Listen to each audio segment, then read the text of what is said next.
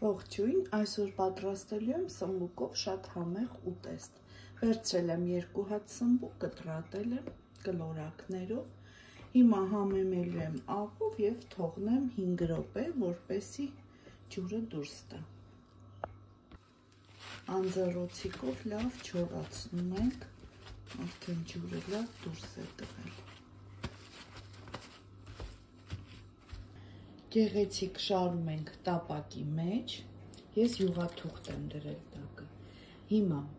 1 ատամիկ սխտոր եմ վերցրել, այստեղ կավելացնեմ մի քիչ բուսայուղ,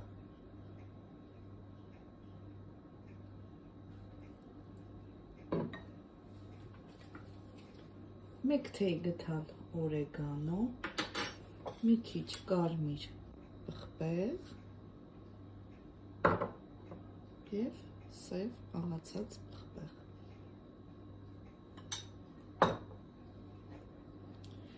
Քանի որ սմբուկները արդեն աղով համեմել եմ, այլ աղ չեմ ավելացնում։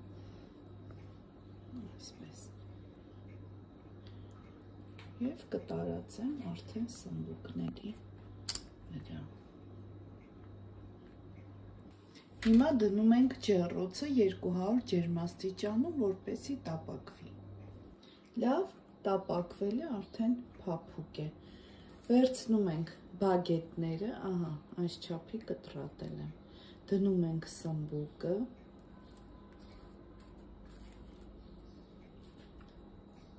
ֆիլե եմ վերցրել,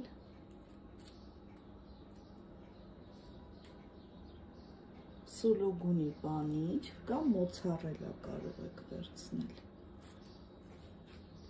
վրայից է լոլիկ։ Այս տարբերակով բոլորը հիմա պատրաստելու եմ։